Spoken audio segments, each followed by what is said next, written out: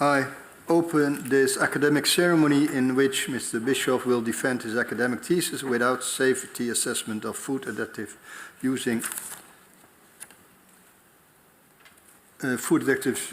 dioxide, using in vitro approaches and validation in a human dietary intervention study. I welcome you together with your parents, wish you lots of success. I welcome also your supervisors, Professor de Kock, Professor Seym, Dr. van Breda and Dr. Bride, also the members of the opposition, of course, whom you will meet later, and your guests, friends and colleagues online and on site. But before we start the opposition, I would like to give you the opportunity to tell your family and friends what your thesis is all about. Okay. Thank you, dear Prorector, dear members of the Corona, dear family, friends and colleagues. Today I present you the findings of my PhD research entitled Whiteout, Safety Assessment of Food Additive Titanium Dioxide, E171, using in vitro approaches and validation in a human dietary intervention study.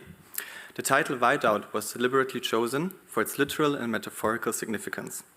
In nature, a whiteout refers to a condition in which visibility is completely lost, usually caused by snow. This is a compelling analogy to the brilliant white particles of titanium dioxide, which are widely used in food and pharmaceuticals that reflect light and enhance opacity. At the same time, the term reflects the scientific opacity or the lack of clarity in the hazard characterization and the safety assessment of E171 that is marked by inconsistent findings, regulatory uncertainty, and methodological limitations. Despite its widespread use, clear answers about its potential health effects, especially in the gastrointestinal tract, remain elusive. In my thesis, I aimed to clarify this whiteout by employing a combination of mechanistic studies from in vitro models and a controlled human dietary intervention to integrate these together and to investigate potential risks associated with E171. What is E171, or the food additive titanium dioxide? It is, as I said, also referred to as E171 and is used in foods to enhance the color, to enhance brightness, opacity, but also to reduce clumping. It is commonly found in chewing gums, cake icings, food supplements and pharmaceuticals, where it is helping to make these products look more white, and in personal care products such as toothpaste. E171 is often referred to as a nanomaterial as well. These nanomaterials are materials that have at least one dimension between 1 and 100 nanometers, which is approximately 1,000 times thinner than a human hair. These small particles have usually particular properties that stem from their size and then can be vastly differ from the bulk material.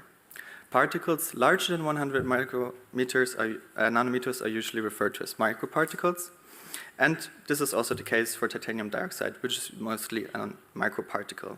Its light reflective and UV protective properties stem usually from a particle size range of 200 to 300 nanometers. However, commercially available titanium dioxide often comes with a significant fraction of its particles in a nanosize range when looked at in its pristine state. So the question now is that I wanted to answer with this PhD is like E171 safe? Despite its long-term use as a food additive, its safety has been increasingly scrutinized over the last decade. Some studies suggest that it's not safe to be used, particularly when it's in its nano form. In 2021, the European Food Safety Authority concluded or suggested that E171 should no longer be used as a food additive due to concerns of DNA damage. However, uncertainties around this ruling or this suggestion remained.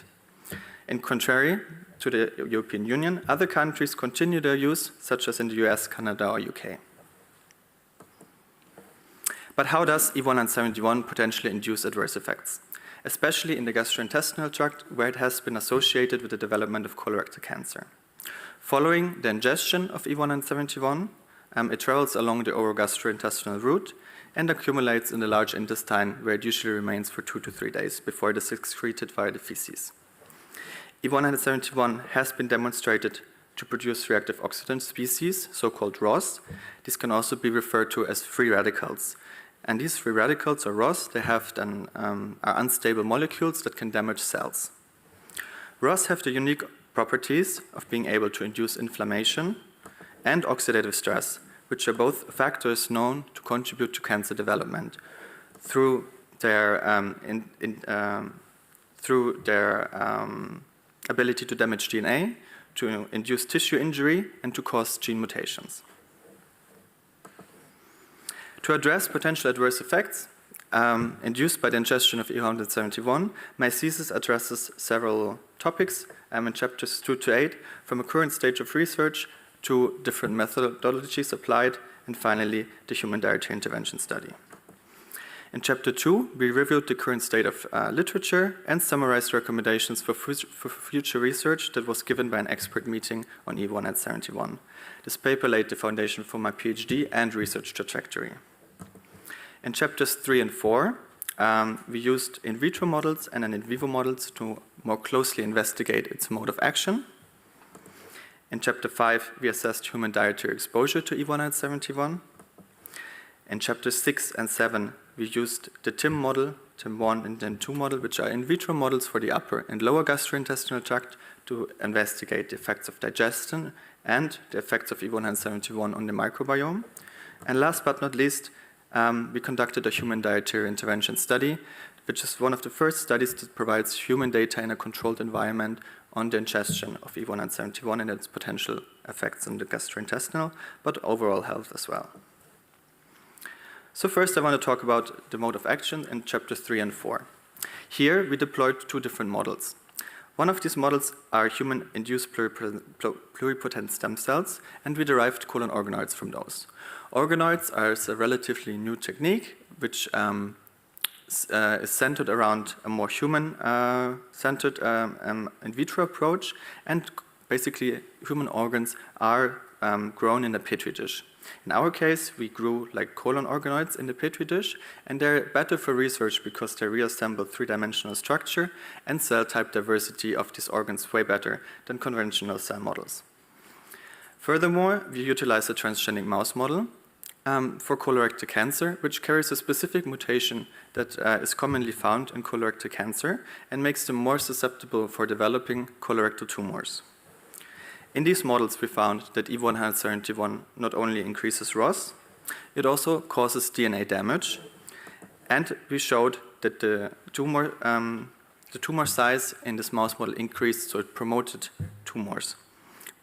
Furthermore, we analyzed gene expression, which is like if genes are activated or shut off, and conducted pathway analysis to see like if molecular pathways or cell behavior changes after the exposure to E171, which did, and which was linked to ROS formation, DNA damage, inflammation, and potentially the development of colorectal cancer. In chapter 5, we reviewed relevant literature in regards of the exposure of E171 through a systematic review and a meta-analysis. And we saw that children are exponentially higher exposed to titanium dioxide due to the fact that they are consuming products where titanium dioxide is used more frequently, that's like sweets, candies, compared to their lower body weight. Furthermore, we established an average lifelong exposure to E171 of 1.49 milligram per kilogram body weight per day, which would have been the average exposure from the day of your birth until your death before the ban of it in the European Union. These numbers may still apply to other regions in the world where it's still used as a food additive. In chapters 6 and 7, we explored how E171 behaves during digestion using two in vitro models, the TIM1 model for the upper gastrointestinal tract and the TIM2 model for the lower gastrointestinal tract. We examined particle characteristics, ROS formation capabilities, and the effects on the microbiome. Although E171 has an innate potential to generate ROS, this was lost within the TIM models, and we could not detect any ROS formation further after digestion in the TIM1 or in the TIM2 model. This potentially is linked to the change in particle characteristics. These particles aggregated a little bit more, and other molecules, such as proteins, laid around the particle surface, potentially inhibiting their reactivity. Despite this inhibition of ROS, it still affected, E171 still affected the composition of the microbiome, leading to a change in short-chain fatty acid production. Short-chain fatty acids are important compounds that are produced by the gut bacteria when they break down dietary fibers, and then can help to keep the gut healthy, to support the gut barrier, and to reduce inflammation and serve as an energy source as well for colon cells. Changes in short-chain fatty acids may have negative impact on gut health, gut permeability, and inflammation. And last but not least, in Chapter 8, which is the cornerstone of my thesis, we summarized the findings of a human dietary intervention study that investigated the effects of ingested E171 in healthy human participants. This study is among the first to deliver human data on the effects of E171 in a controlled environment. We applied a randomized crossover study design. The study design allows for each participant to be their own control, and therefore controls for inter-individual differences which often introduce biases in human studies. E171 was mixed with yogurt to hide its presence from the participants at a concentration of 2 mg per kilogram body weight per day, according to the most conservative exposure scenario from EFSA. These healthy human individuals then were randomly assigned to control or exposure group, and they consumed the yogurt for 2 weeks while following their regular diet before samples were taken, and they switched their groups. The samples that were taken included a food diary, fecal samples, whole blood samples, plasma samples, and rectal biopsies, which are small tissue sections that are collected from the rectum. We analyzed these samples for particle characteristics, inflammation, ROS formation, and gene transcription.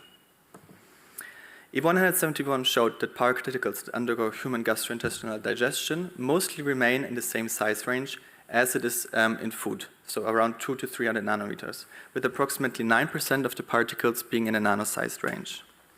E171 did not show to induce inflammation in our participants, despite an increased measure of reactive oxygen species in the whole blood. Gene expression also showed changes that could be associated with the formation of ROS, inflammation, a metabolic change towards glycolysis, which is commonly found in cancers as well, and the development of colorectal cancer itself. Coming back to the findings on ROS quickly, so our healthy individuals showed an increase in ROS levels in the whole blood. And ROS, as I said before, is a potential trigger for inflammation when consistently present over an extended period of time. However, in our settings, we did not find an increased inflammation on a systemic level at least, which can be explained that either the concentration of ROS present was not high enough to trigger that yet, or the body compensated this increase in ROS and buffered it out, at least for the exposure period that we chose in our study. We analyzed gene expression by bulk RNA sequencing, and we found gene expression changes. This means that certain genes, as I said before, were switched on or switched off, and which can influence cell behavior and molecular pathways. E171 exposure only activated pathways. In fact, 73 molecular pathways were activated, and these related to oxidative stress, DNA damage, inflammation, metabolic shift towards glycolysis, what I said before, and the colorectal cancer pathway itself was affected as well. Here you can see a brief overview of these pathways, and in red are marked some that I want to highlight, especially in the bottom right corner, the activation of the colorectal cancer pathway itself following E171 exposure. These changes occurred following only 2 weeks of overexposure to a moderate dosage of E171 and in healthy individuals. These findings are especially intriguing since they have already occurred after a short period of exposure time. Long-term exposure might lead to more severe effects, and furthermore, the effects of E171 ingestion in a more susceptible population, for example with inflammatory bowel disease or that have an overall decreased health status, may possess a larger risk. This PhD assessed the safety of food-grade titanium dioxide using these different mechanistic in vitro models in a human dietary intervention study, and across these models we provided evidence that supports the postulated mode of action that includes ROS formation, inflammation, DNA damage, gene expression changes, and tumor progression. Furthermore, we found first indications that maybe also it affects the microbiome and its metabolism. At large, we provided data that directly targets the human health risk of E171 ingestion. It integrates human relevant in vitro and in vivo model and compares them to human data. We furthermore validated these models and worked towards an animal-free testing method and a more human-centered risk assessment approach. And finally, we filled in data gaps that supports the regulatory decision-making for its applications in foods and pharmaceuticals. And with this, I conclude my presentation on Whiteout. I hope I could bring some clarity to the topic. Thank you for your attention, and I give the word back to the prorector. Thank you very much, dear candidate, for a nice introduction. Then we start the opposition with the chair of the assessment committee, that's Professor Jonkers. She's professor of intestinal health at the University of Maastricht. The floor is yours. Thank you very much, dear candidates. I would like to congratulate you with a really very interesting thesis and a lot of appreciation also for the nice combination of methodology you use and the different approaches. And I think it's a very important topic. The food additives may be a bit underscored, so I really appreciate your attention for that, and especially also focusing on gut health, because as you may know, that is also my area of interest. So I would like to discuss with you a bit further on chapter 8. Maybe a very short question, you can just answer very short. Was there a washout period in between the two interventions in the crossover trial, and did you check for carryover effects? You can just answer very brief. Yeah. Dear highly esteemed opponent, thank you for your kind words and for your question. We did not check for a carryover effect in the human dietary intervention study. However, we also have not checked the composition of the microbiome or short-chain fatty acids concentration in our human samples. Was there a washout period in between the two interventions or not? There was no washout period between the two. Okay, I was triggered very much by the data you showed also in your nice presentation on the systemic increase in ROS. And I also try to get my head around where it comes from, because in TIM 1 and TIM 2 you did not find an effect. I did not see a link with inflammatory markers in the systemic circulation. So how does the ROS end up in the systemic circulation? Where does it come from? What do you think? So, like maybe I start with the method that we measured those, which is ESR electrospin resonance spectroscopy, which is a very sensitive method to pick up ROS in the whole blood. So maybe these, the levels of ROS that we picked up were statistically significant, but they were maybe not enough to actually trigger a systemic response to them yet. While they may be on paper statistically significant, in reality they might be not strong enough to actually trigger inflammation, at least on this level.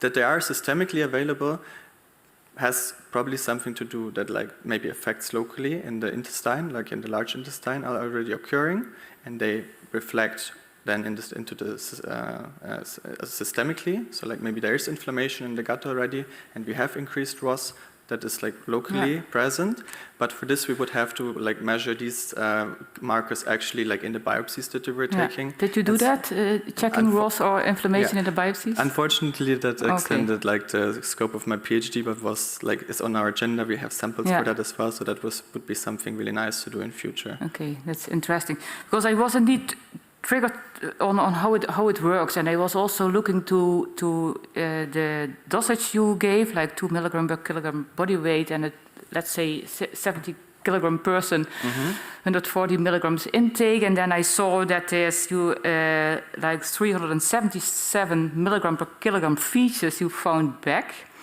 and then I said, okay, about 200 gram features per day produced, then that's 1/5, let's say 75 milligrams. So actually you give 140 milligrams, I see 75 in the features, only a minor fraction is normally in the systemic circulation. So where is the rest? Was it in the biopsies?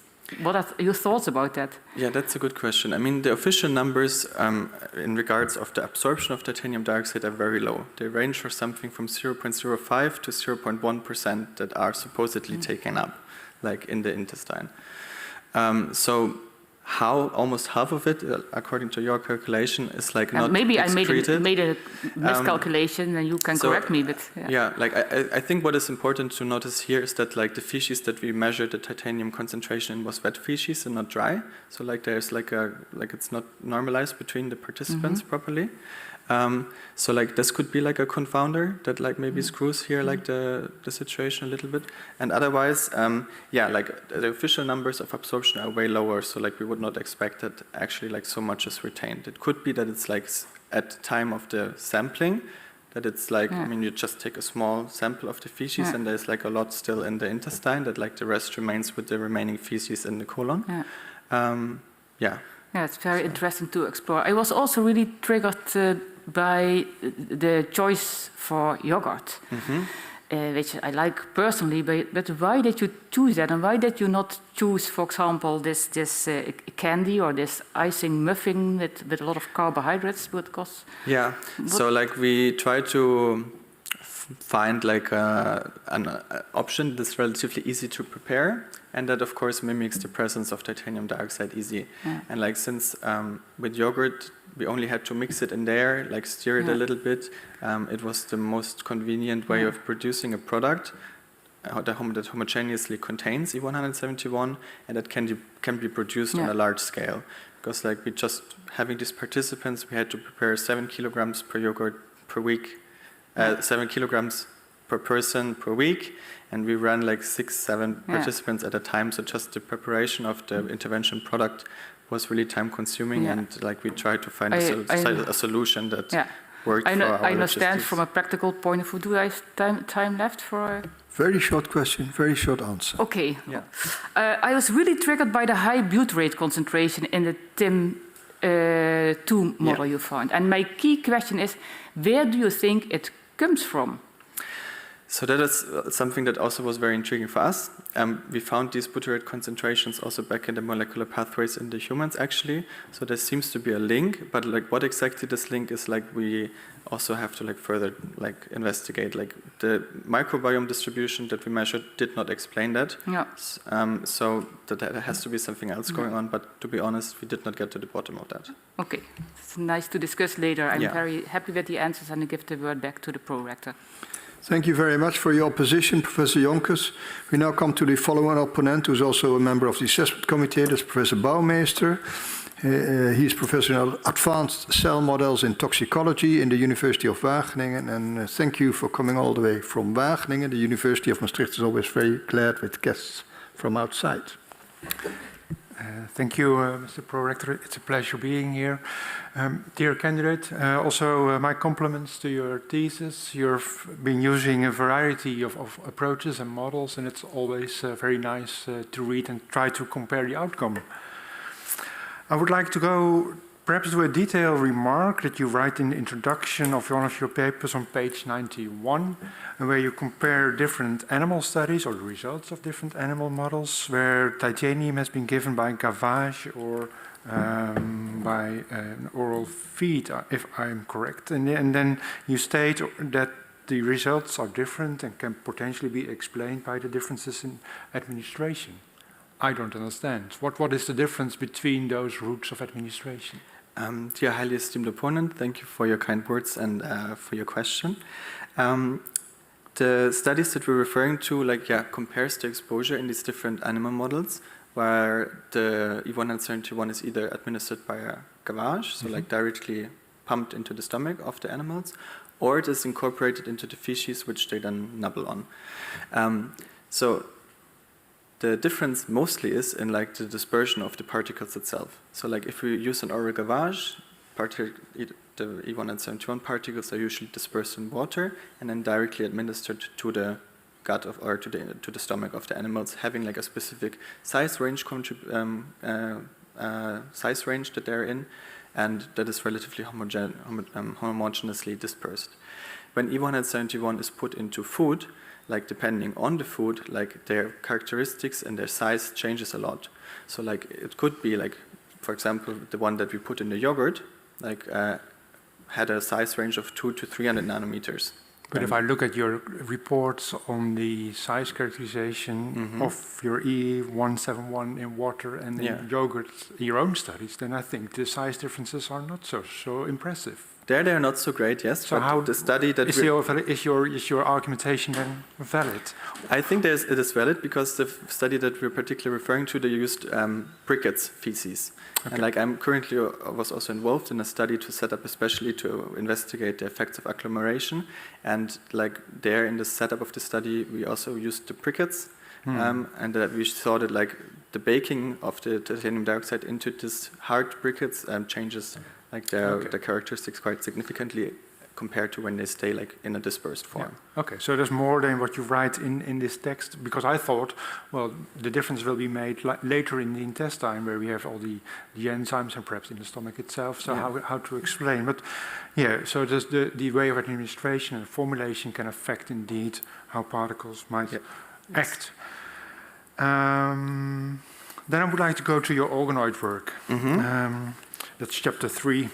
Yes. You studied the gene expression. You had 4 concentrations. Yes. I was a little bit surprised to see that you do report effects on the pathway analysis, but not on gene expression. So there are 2 dose groups, 10 and 1,000 if I'm correct, where you do not report any differential gene expression. Yeah.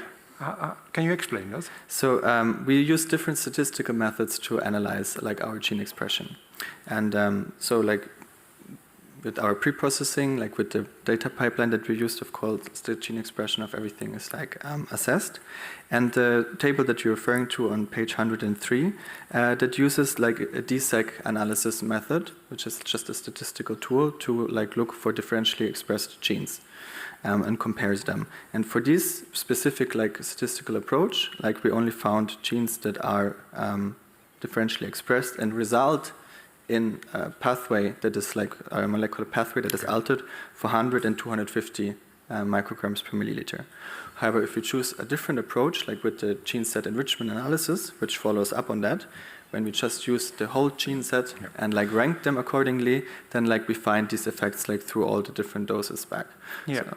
Okay. Yeah. So different statistical tools. Exactly.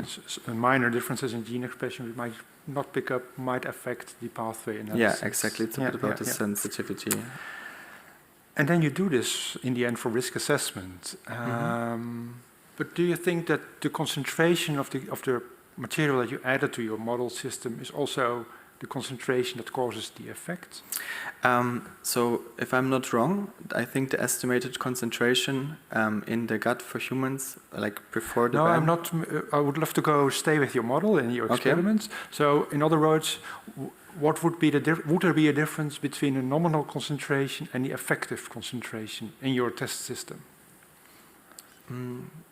Could you repeat the question? Nominal please? Concentration is what you calculate to add to your test system, and then the effective concentration is the concentration, the number of particles that reaches the cells that respond to that. Yeah, that's actually a very good point, where we try to ponder upon and trying to find a solution for it as well, because in our in vitro work with the organoids, we encounter a very specific situation where we have our organoids that are in a matricial dome that provides that is a physical barrier, and we have particles that are in dispersion but not in solution, meaning that they are not that's not a solution. So all they do with over the period of time is that they sediment. They sediment on the matricial dome, and there's some perforation that happens through it, but the actual dosage that we can expect that reaches the organoids and directly interacts with the cells was not determined in this model. And I think this is one of the big shortcomings that we are facing in this organoid work.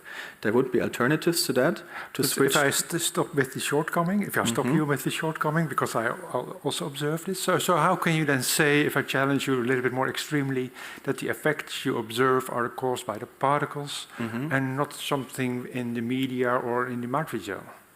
We have adequate controls for media and for the matricial. So the only difference. But that's of course important. But you did not take, for instance, another particle control.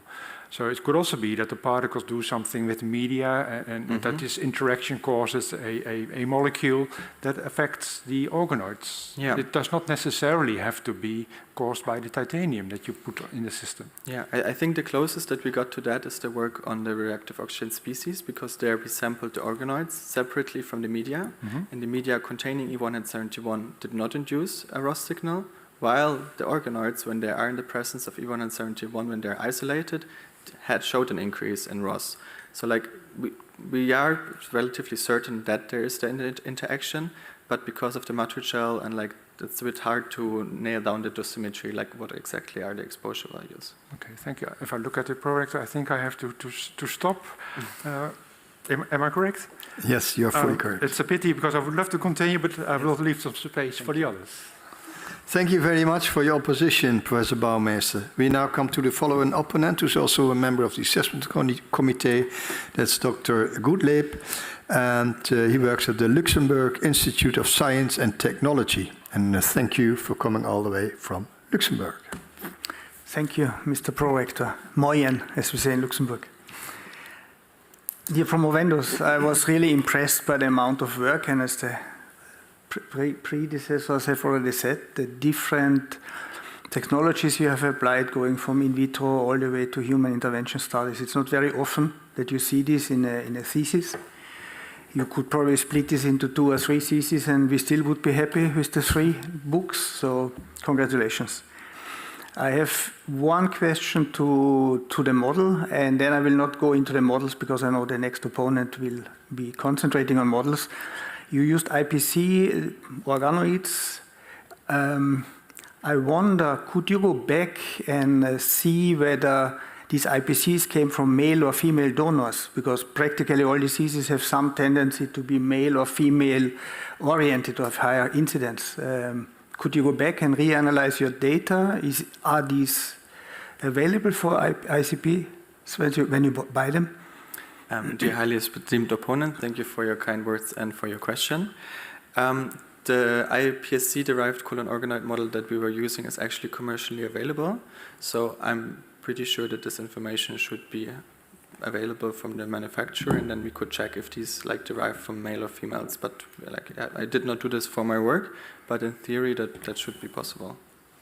Okay, because you know when we do animal experiments, we have to always justify if we exclude one sex, and here we don't care. I'm also coming from the NAM field, and in NAMs we don't care. You find even cell cultures combining male and female cells, and it's fine, which I think is a weakness. I'm partly also here today because I was a member of this famous EFSA working group. And of course, I want now to lift you a bit out of this, let's say, the academic environment into the regulatory and risk assessment field. Because what we concluded in the EFSA evaluation of E171, and I looked it up yesterday to have the right word, we said a concern for genotoxicity of titanium dioxide particles could therefore not be ruled out. Now, this is in a way very much aligned with what you have. Can you elaborate a little bit where you see the match between your data and the EFSA? Yeah, so like the thing with genotoxicity is that like once this occurs, I think you're not allowed to derive any safety margins anymore. And in our work, like we analyzed genotoxicity only in the iPSC-derived organoids, and there saw actually like a dose-dependent increase following the exposure to E171 that confirms like a genotoxic effect. We performed a normal alkaline comet assay and an FPG alkaline comet assay, so to check like what amount of damage is related to oxidative stress alone, and like what could be other mechanisms, and like they made sense. Like we have, but there must be several mechanisms that lead to the DNA damage, not just ROS formation itself that contributed to like a fraction of the DNA damage that we detected, but there must be also some other interaction of the titanium dioxide with the DNA that like causes, that causes DNA damage. Now, with all your expertise in titanium dioxide nanoparticles that you have, how do you explain your parents, your family and friends that EFSA says we cannot rule out a risk? Other regulatory bodies have said it's safe. So we are contradicting each other, and we are all scientific bodies. How do you see this? Yeah, I think the argument that is used by, like, for example, or that was used by the FDA and by the FSA in the UK is, first of all, changing at the moment also a little bit. So I just read the other day an article that, like, they also tend to ban a lot of food additives in the US now. But the argumentation of this regulatory body that still use titanium dioxide at the moment, they argued that the studies that detected effects always just use the pristine, like, material itself.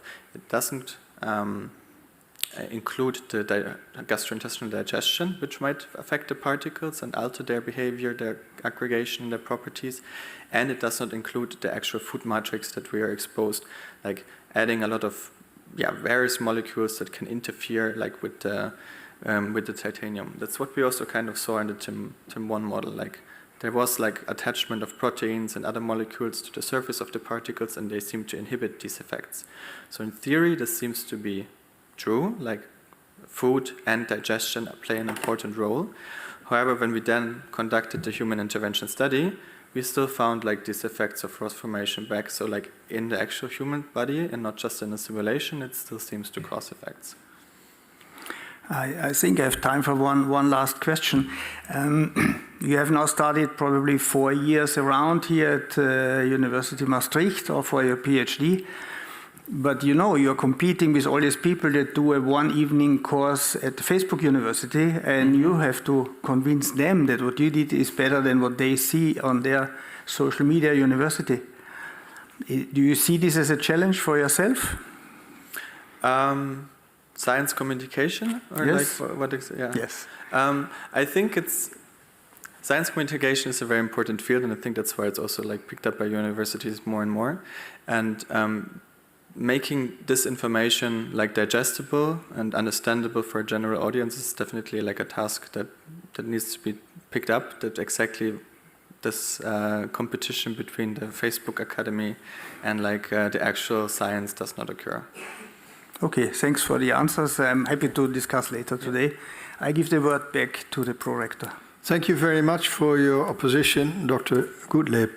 Now we come to the following opponent, who's online, and that's Professor Corsini. She's a professor of toxicology in the School of Pharmacology in the University of Milan.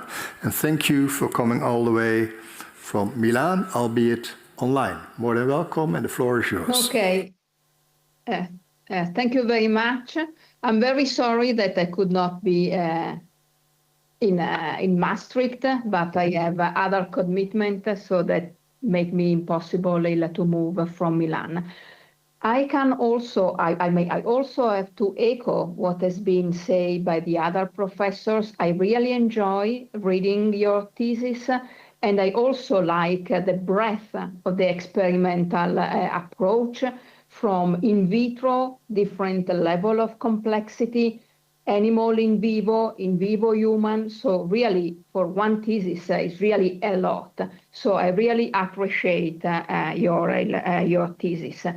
And I also appreciate your support for the EFSA decision, in a sense, because I was also a member of the working group, so where the genotoxicity could not be ruled out, and so that since then a ban was decided to apply. So I'm really, in a sense, happy. I don't know if we should be happy, because I mean we have been all exposed to titanium dioxide for many years.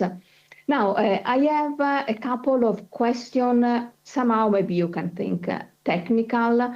You use different in vitro models, a different level of complexity, like the organoids versus the team 1 and team 2. Now, could you comment on how they do overlap? How do they?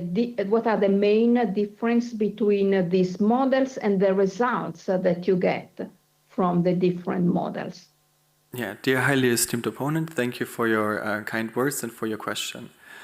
Indeed, like, we deployed these various models, and like they should be carefully looked at depending on like what they actually represent. So maybe let's start with the TIM1 model, which was for the upper gastrointestinal tract. So like we basically mimic digestion in the mouth and in the stomach and in the small intestine. So this digestion there, like with or without like a food matrix, showed like this inhibition of ROS, for example, that was initially seen from the E171 particles.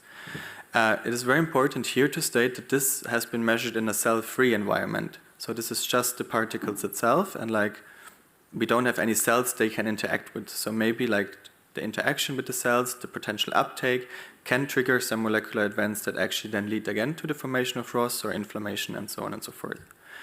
Vice versa, like the IPC-derived organoids, we're exposed to E171 in its pristine form, so just how it comes out of the box, basically, which is also not 100% representative to the human situation, because before it reaches the colon, it undergoes gastrointestinal digestion.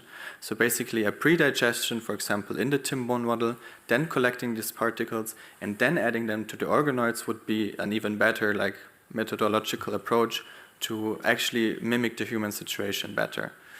And then the same goes for the TIM2 model. While we there also use the pristine particles directly to assess the effects on the human microbiome, it would also actually have been better to first pre-digest them in a TIM1 model to simulate the upper lower gastrointestinal tract before adding them to the TIM2 model, because this also just reassembles the human situation better.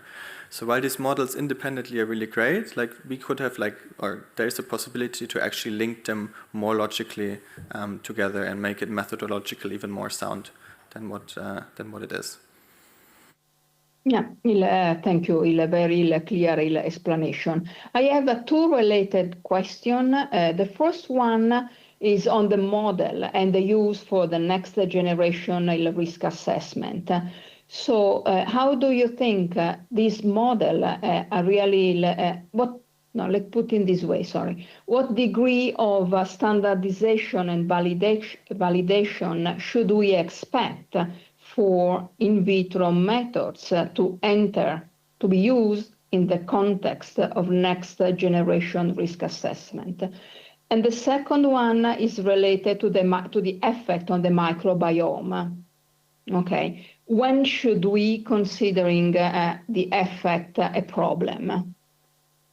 Okay, so starting with your first question about standardization, I think what we of course have to start with is like some kind of like standardized operating procedure that is like advised for these like cell culture protocols. As I said, the IPC-derived model that we were using came from a commercial vendor, so like they had a protocol established how to culture these cells specifically. However, in practice, you still encounter differences that are like depending on the growth rate of the cells. Sometimes the split ratio, despite you do the same as always, is not as efficient as you want, and like differentiation of the organoids also differs in size, but also like in the complexity of the differentiation. There are different approaches that can be taken to tackle that as well. So just like be a bit more specific with the number of cells that you're seeding. There are specific microvels that can be deployed where you really only seed one organoid per microvel, and then they have the same size at least. So these are all like methods that like can be deployed to standardize these procedures more and like to guarantee like reproducibility of these experiments across laboratories and across experiments. I hope that is sufficient for the first part of the question. Yes.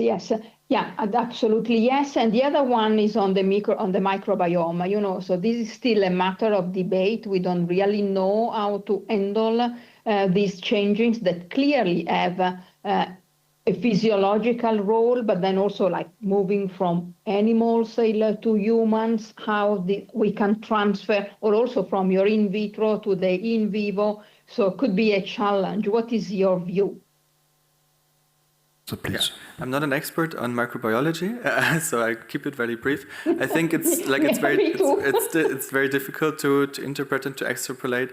I think the best step that we could have done here is to actually also see what is the microbiome changes in the fecal samples that we collected from the humans, then compare this to the TIM2 model and see if we have some overlap there and like draw conclusions, like our first conclusions from this results. Okay, so thank you. Well, you answer very well, because I'm also not an expert on I'm not a microbiologist, and so then I always what I always see the problem. Okay, to take to take these as a critical endpoint. So I think that we are probably not there yet. And the last question that I have is on the protein corona, which I think could explain some of the different biological activity. Do you have done some additional on trying to understand which protein bind to the protein corona, and then if you use a different matrix, you may have a different protein corona? Do you have done additional experiment or not? So it's Great, Professor Corsini, that this answer has to wait to another moment, because we exceeded the time. Oh, okay, so my time is over. Okay, yeah, absolutely. Okay. Thank you very much for your. Thank you very much. Thank you very much for your opposition. The following opponent is Dr. van Bodegraven, who's Associate Professor in Gastroenterology in the University of Maastricht and at Zuiderland Ziekenhuis in Heerlen. And today he has also accepted the role of Secretary of this committee, for which I'm very grateful. Thank you, Mr. Prorector. Dear candidate, also my sincere compliments and a beautiful thesis, big white paper. The subject appeals very much to a gastroenterologist, as I am. Of course, it concerns nutrition, genetics, biogeometrics, microbiology, all relatively old approach knowledge for gastroenterology. Of course, we are currently working with guidelines, skipping all these things. That's my compliments, and I would like to pose 2 questions. So it's Dutch short, not Italian white. The 2 things which are concerning me is the translation of these models into the human situation. And the first question is, you generate an organoid model stressing the ROS-mediated genotoxicity, and later on you go on with a APC model, which is more a gene repair model. You have the small bowel model, TIM1, and a large bowel one, all concerning colonic carcinogenesis. And it's very difficult for me to separate the indications you are talking about: inflammation, ROS generation, and carcinogenesis, and specifically colonic carcinogenesis. So could you explain or tell me how to interpret it as a doctor working on human models? Dear esteemed opponent, thank you for your kind words and your question. I think what is most interesting for you as a doctor working with humans is, of course, the IPC-derived organoids and the human dietary intervention study. And because these directly target carcinogenic development or in the following the exposure to E171, and they're both human centered approaches towards these endpoints. What I did not do in my thesis, but what I think is something that definitely has to be followed up, is to properly compare these different outcome measures that we had with each other. For example, with the colon organoids and the human dietary intervention study, we looked at the overlap of the pathways that we detected in the organoids and in the human dietary intervention study, and found a quite large overlap actually between these two, already confirming a little bit what we see in humans can be also reproduced in vitro. So doing this also, for example, the mouse model, and for the other mouse models data that we generated in a previous PhD, really from bioinformatics standpoint, addressing them in the same way, treating this data and preparing this data in the same manner, and then redoing these analysis might strengthen our understanding of its potential mode of action, especially on a genetic level, way deeper. Right. Okay, so carcinogenesis is the most important. Well, then I go to my second question, and we have one sort of association between white and disease, which is the toothpaste hypothesis, which relates toothpaste to the incidence of Crohn's disease, a chronic inflammatory disease of the bowel, and which happens to be associated with cancer, but via another route, which is the inflammation cancer sequence, as opposed to the APC polyp cancer sequence. How can I explain that the toothpaste theory has abandoned? It wasn't related with cancer nor with inflammation. Reading your paper. In other words, did you look at the right problem? Is the problem titanium oxide giving inflammation, or is it related with carcinogenesis? We don't necessarily point out toothpaste as like a major contributor to E171 exposure. Like we mostly talk about its addition in food. But the question about carcinogenesis or inflammation,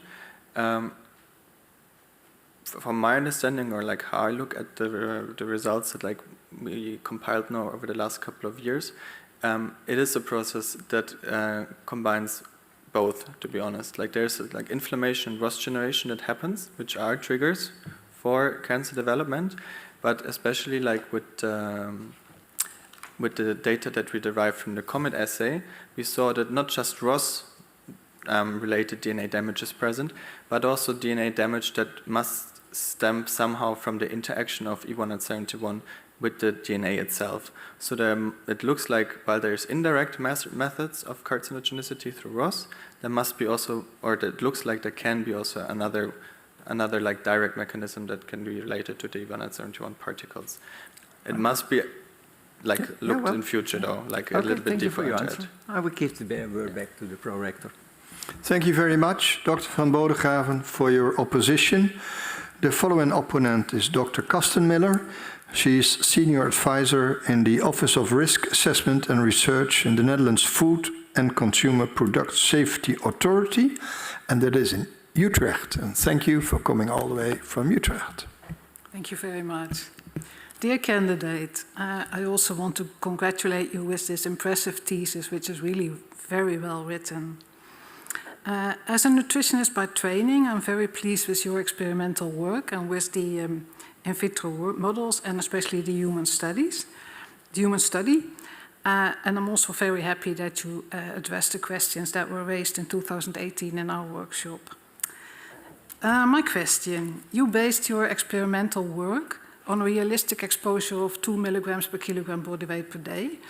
And I think that was, for the Netherlands, I mean, what you have in chapter 5 is a weighted average of 1.43 milligrams per kilo, so the 2 is a little bit higher.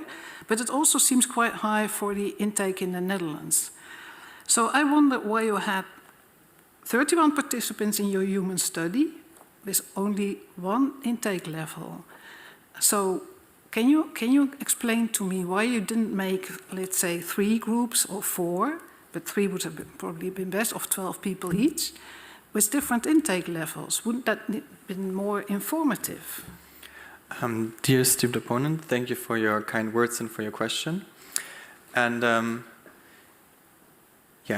coming to the different groups, I think that would of course be very interesting, like having like different exposure groups and like see like what are the effects of different dietary intake of E171.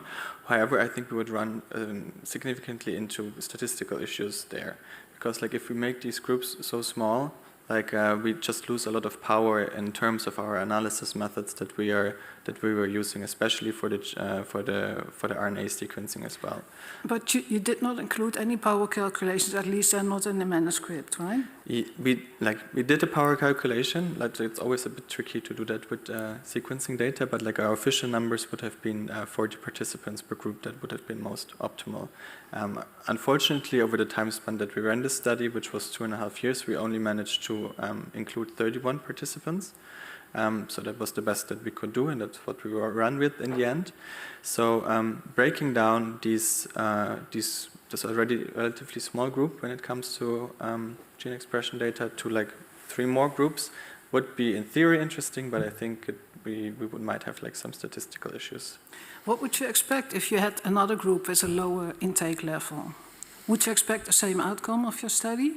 I probably would expect a different outcome. Like there was a study published recently in the US that looked at 2 different groups in regards of titanium dioxide intake. One of them had a high titanium dioxide intake of, I think, around 4 milligram per kilogram body weight per day, if I remember right, and the other one was basically at 0.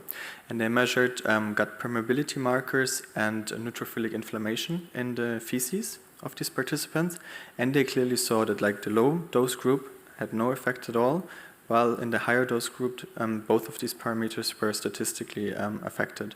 So like, would we replicate this in our situation? I think the lower dose group would either show a lower effect or maybe no effect at all.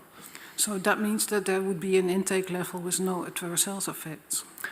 There could be, yeah. Okay, and then another question. You used E171 from Mexico, and it's very nice that you use the same compound for all of your studies. But what if the industry comes up with an E171 without nanoparticles, so particles below 100 nanometer? Yeah, that's a good point, and that's, I think, one of the large discussion points in general. We characterized our pristine material, obviously, that showed that quite a large portion of the particles was in the nano-sized range. And then we characterized the E171 once again when it was mixed with the yogurt.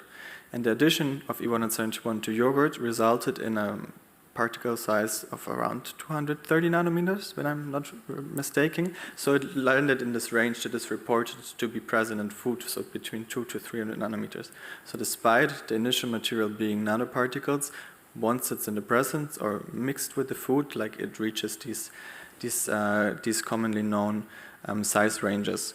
So like now just changing the particles that you initially have to the size range, I don't think is eradicating the problem.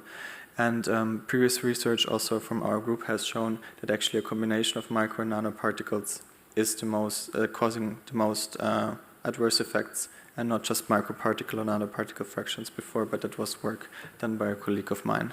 So we can apply read across for all E171 forms. In future now? Yes. We can always try. Yeah, it would be nice for the regulators, right? Exactly, it would make our life easier. Yeah, okay. I have one. Maybe you can ask one of your paranymphs to read preposition 3, the second bullet, for a quick question. Which?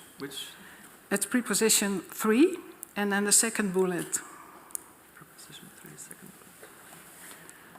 The thesis contributes to the advancement of next-generation risk assessment by integrating new approach methodologies for evaluating food additives. This thesis. Thank you very much. I think we all agree that animal-free or reduced testing is important. However, this is not so easy, and I think that we have seen now that NAMs, especially in the field of nanomaterials and smaller nanoparticle-related assessments, fail to move into regulatory acceptance. So you have used all these in vitro models and the human study. What do you think, and you conclude on several places that TIM is a viable model, combining in vitro models supports robust frameworks, etc. So what do you think? Are they properly validated? What do we have to do to bring this any further into regulation? Is it appropriate to include them in an OECD test guideline? What would you see as a next step? I think we're not there yet to include them in an OECD test guideline. And the validation that like we did now in the framework of my thesis between these different models is relatively superficial.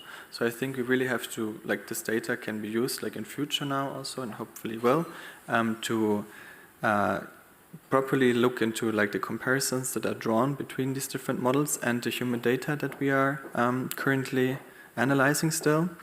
And then like once this is done... You may finish your answer if you like. And once this in-depth analysis and comparison is done, I think we can have a better picture of like how adequate these approaches actually were. And then of course they have to be confirmed like with different substances and like similar experimental setups in future if possible. Thank you. Thank you. Thank you very much, Dr. Kastenmiller, for your opposition. Dear candidate, Mr. Bischoff, the time appointed for the defense of your thesis has passed, and the degree committee will now withdraw to discuss the quality of your thesis and the way you defended it. And I request that you and your company here on site and online await the results of our deliberations and our return in this room. With that, I suspend this ceremony.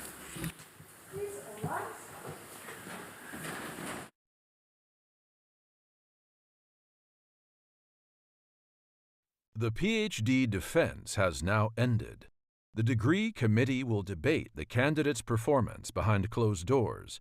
This process usually takes about 10 minutes.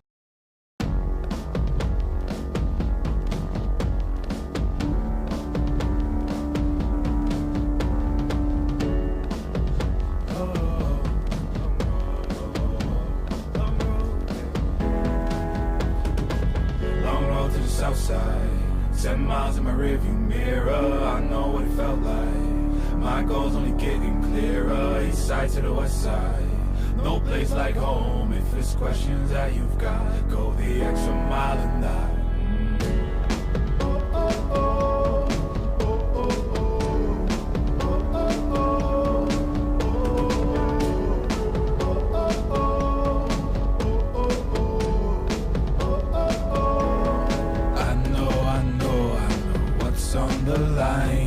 I know you know that I can't read your mind. Years can't fly by now, don't waste all your time. Cause I'll go the extra mile. Long road to the south side, 10 miles in my rearview mirror, I know what it felt like. My goal's only getting clearer, east side to the west side. No place like home, if it's questions that you've got, go the extra mile and die. On the dash, got my laces tied. Long road, I don't waste no time. Break rules because fate decides. With the team and we chase the light. I make a move, fall down, shake it off. I hate to lose, bad branch, break it off. No room for negativity, praise and love. Prepare for deep part cause we're taking off. Take the mileage, traveling so far from home. Gathering knowledge, other connections. I put the time in to get everything I ever hoped for. It's a challenge and we all in. It's a better future than we go for. And even though these nights seem long, I know that I am never on my own. Know you won the battle once you've grown.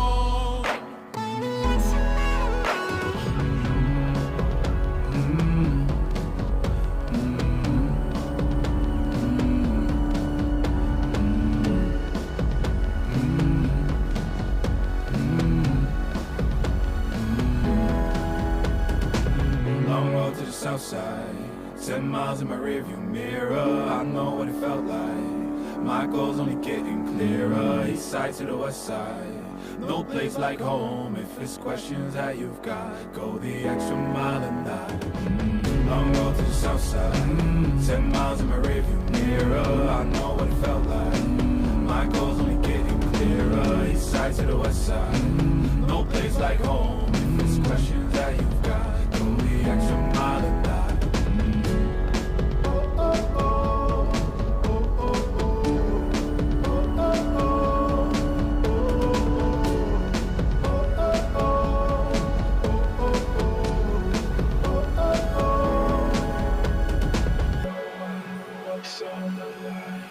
I know you know that I can't read your mind. Years can't fly by now, don't waste all your time. Cause I'll go the extra mile.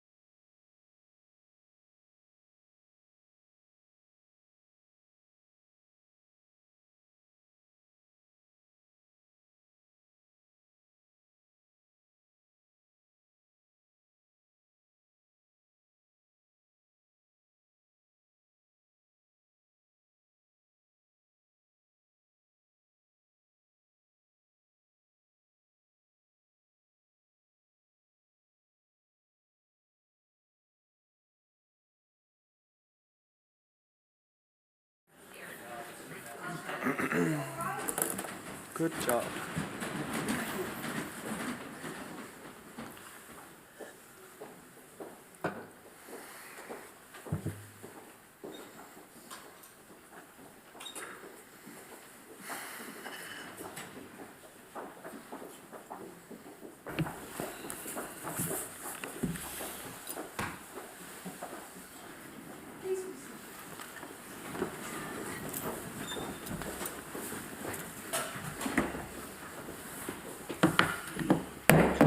I reopen this academic ceremony. Mr. Bischoff, dear candidate, the degree committee here present has assessed the quality of your thesis and the way you defended it. And in view of its positive verdict and taking into account your previous qualifications, the degree committee has decided to grant you the degree of doctor. Professor de Kok is authorized to confer upon you this academic distinction in accordance with Dutch university custom. And I invite Professor de Kok to now take the floor.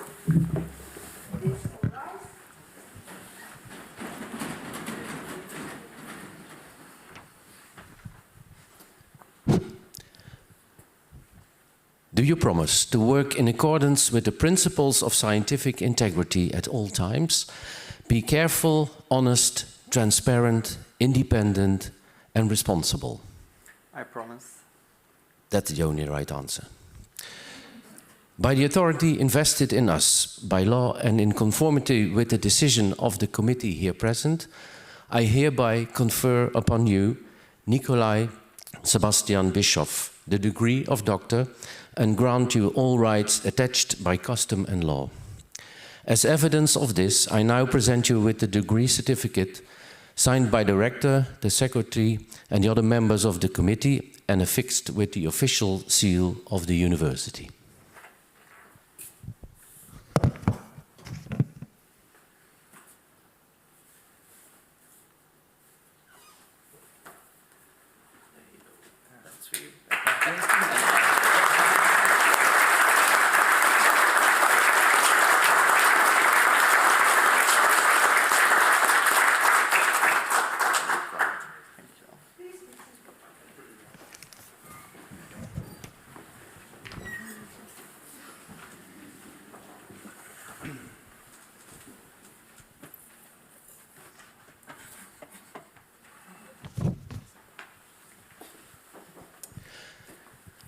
Dear Dr. Bishop, dear family, dear members, dear colleagues, if I would have to characterize Nicolaj, and that's what you're supposed to do in a laudation like this, the first thing that comes to mind is his calm and steady way of working. And calm is very logical, as he started during COVID times, in the midst of a pandemic, and there was no way thinkable that you could have presented yourself as a loud, annoying, visible and pushy individual. But guess what? Also after COVID, after all lockdowns had been behind us, he remained the same calm, steady going individual. Undisturbed and problem-solving is another characteristic that suits Nicolaj well. Even when the clinical study was seriously impacted by COVID measures and the hospital in Heerlen was not able to receive the participants, or it was even difficult to include and invite all the participants, he stayed calm and was looking for solutions which were always there. Also in the lab there were persistent challenges, typically when it came to the organized cultures, but eventually also here there was solution find. And you did this together with Yui Chin.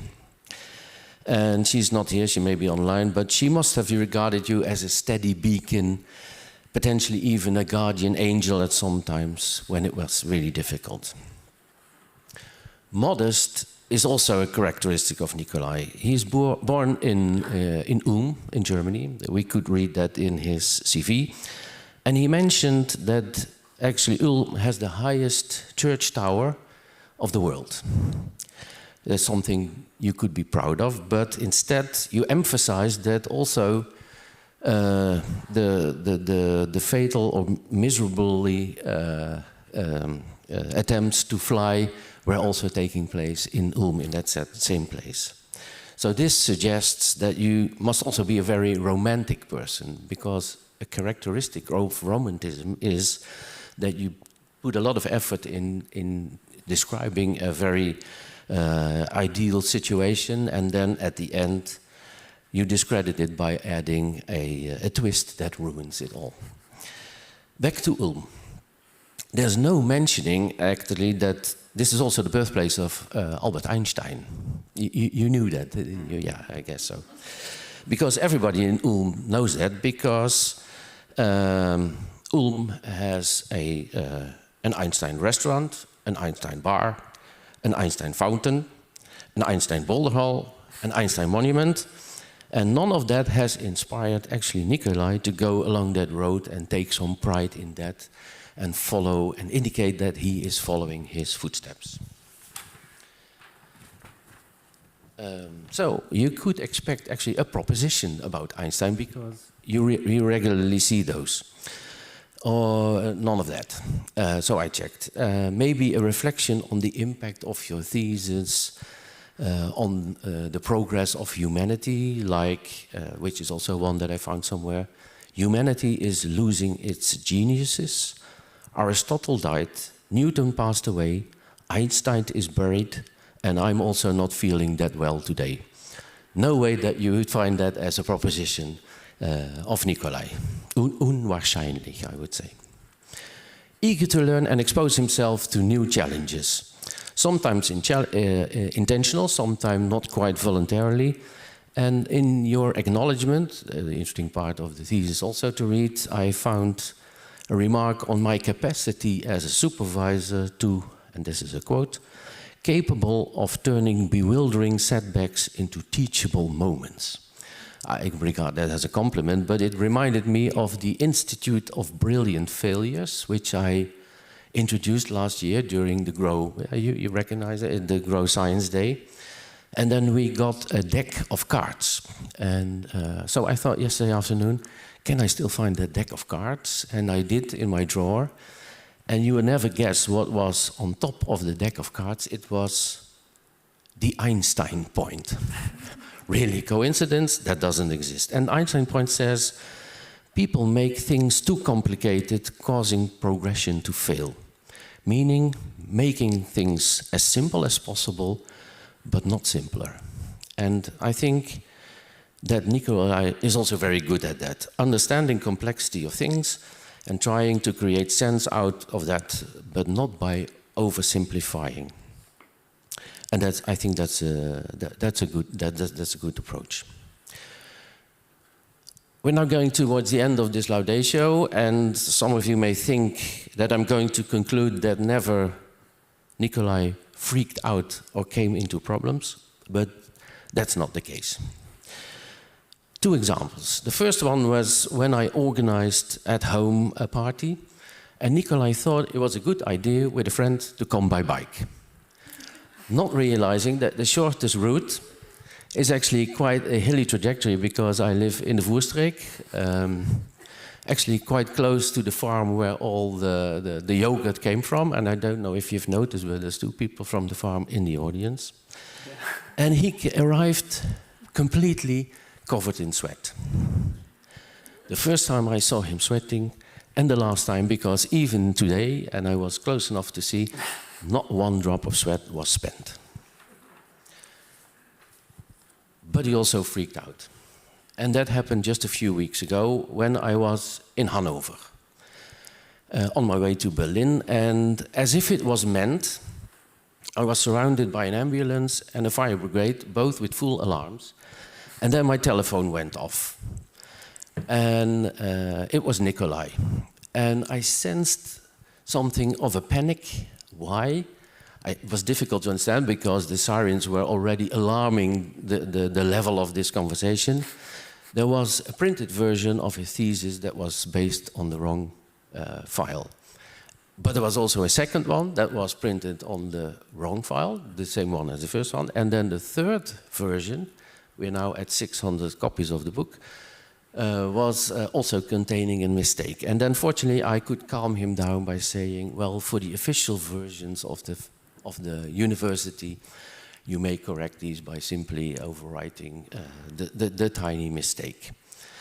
And that's when the panic started to fade away. Nicolaj, it was a pleasure and a privilege to be your supervisor, and I think I'm speaking on behalf of the whole supervisory team, that the journey that we had along with you to reach this milestone was highly enjoyable. And I'm also convinced that you will find your way towards a brilliant future and a career, and I wish you and your life companion all the best in finding your destination. Thank you.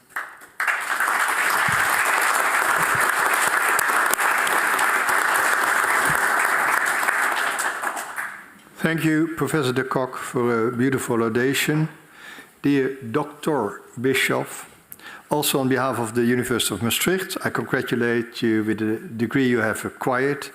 And of course, I extend my congratulations to your supervisors, Professor de Kock, Professor Seym, Dr. van Breda, Dr. Bridet, of course your parnims, your family, friends, colleagues on site and online. I hope you can celebrate this perhaps most important day in your scientific career. I would like to thank the members of the opposition for all their hard work, and of course the technical support team at the PDL who made this hybrid ceremony possible. Thank you for that. Now I'm about to close this ceremony. I have a short announcement. We are going to take a picture in this room here with Professor Corsini on the background. And I ask the audience to already go to the reception room, the rafter on the right hand. And then we will make a second picture at the foot of the stairs. And that can also be with your parents or family on the picture as well, huh? Yeah. To remember this important day. And then if you think, when can we congratulate the young doctor? That is quite simple. You watch us. If we enter, we go first, and then you follow. And that's simple. Yeah? Having said that, I close the ceremony.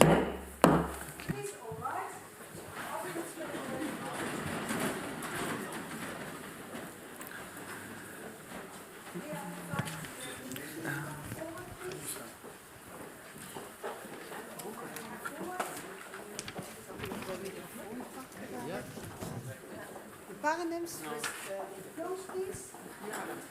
What do you have to bring? For the picture. Forward so that we have everybody on. The paronyms, please, supervisor.